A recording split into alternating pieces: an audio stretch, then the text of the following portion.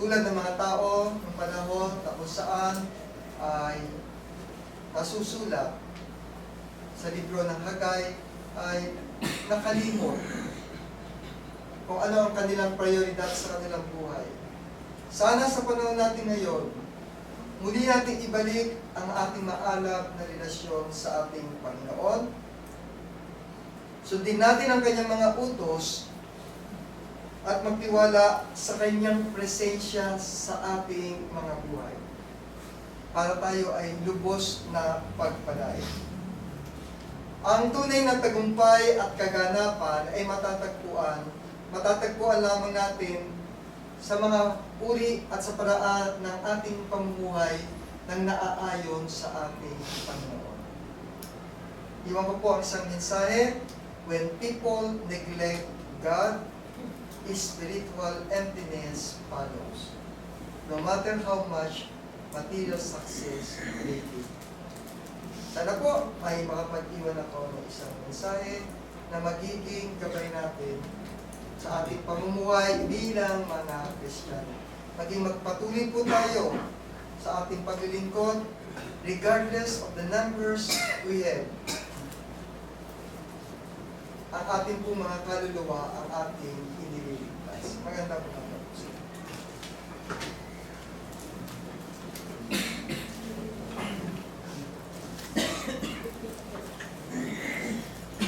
Maraming salamat po sa mensahe na pinagin sa atin ng ating kapatid. Tayo na po ay natapos sa pinakasermo ng ating gawain, ang pagpupulot ng apay at pagpupulot sa araw. Tayo po muna imawit sa page 299. Page 299.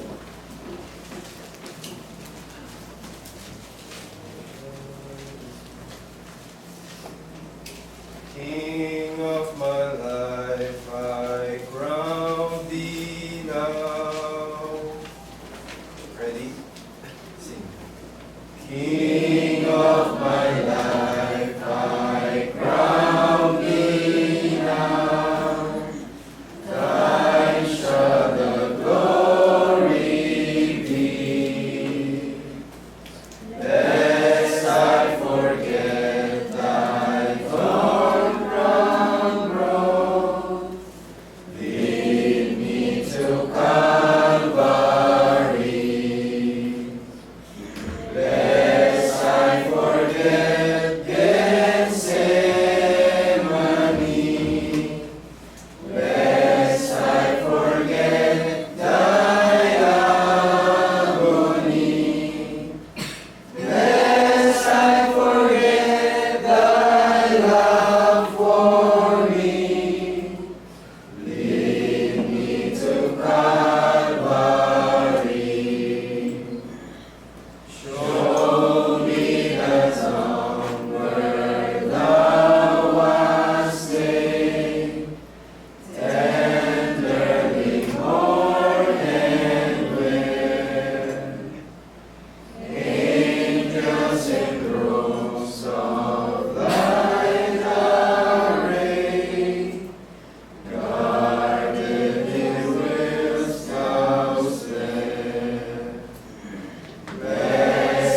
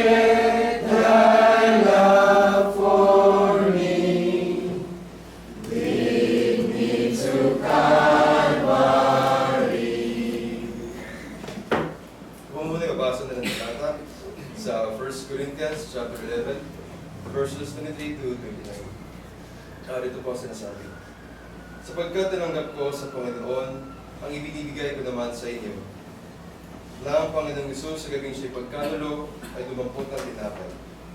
At nang siya'y makapagpasalamat ay kanya pinagputol-putol at sinabi, ito ay aking katawan na pinagputol-putol dahil sa inyo. Gawin niyo ito sa pag-aalaala sa akin. At gayon din naman, gawa ng saro pagkatapos sa mga hapon, at sinasabi, ang sarong ito ay siyang bagong tipan sa aking dugo.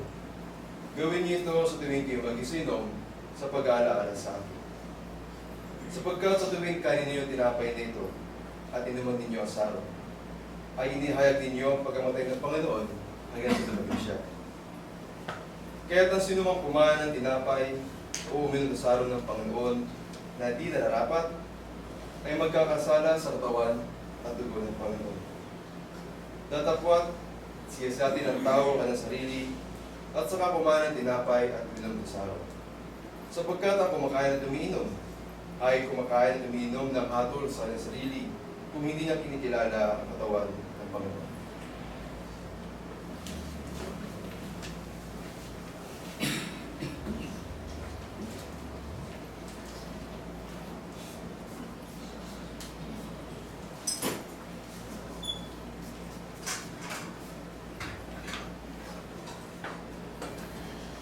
Magsitayo po lahat para po sa atin pong iyo po. Kung Diyos naman nalubos sa mga kanyang sa lahat, Panginoon, pinag po muli ay nagpapasalamat sa pagkakataon nito na muli ay pinagin niyo po sa amin upang alalahanin namin ang katakilaan ng anak na si Kristo Jesus ang Panginoon. Narito po, hawak ng mga likod ang katas ng puba sa sumusubulo sa dugo at ang tinapay ng walang libadura na sumusubulo naman sa kanyang katawan. Dalangin po namin, Panginoon, na masusan niyo po ang mga Panginoon nito at ang bawat isa po sa amin na tatanggap. Dalangin po namin na nawa at kami po ay naging kalutulo sa inyo sa aming mga kaawitan, bigyan din sa aming pakikinig. Dalangin po namin na ang mga bagay nito ay maging magpalakas sa aming pananampalataya, Panginoon. Bigyan din ay ipagkaloob po sa amin ang kapatawaran sa lahat ng magkakasala. Ito po kami sa mga dalangin sa ngalan po ng anak na si Kristo Jesus. Amen. Tutama po tayo para po sa pag-anampagan. Magbabasa ng talata sa 1 Corinthians 16, verses 1 to 2. Ngayon, tungkol sa ambagan sa mga banal, ay gawin din naman ninyo gaya nilutos ko sa mga iglesia ng Galacia. Tuwing unang araw ng isang linggo, ang bawat sa inyo ay magbuod na magsimpan, ayon sa kanyang giniginhawa, kung huwag nang gumawa ng mga ambagan sa pagpaled ko. At tuwitin po natin ang page 68, kung tayo kaapat na isang salamat po.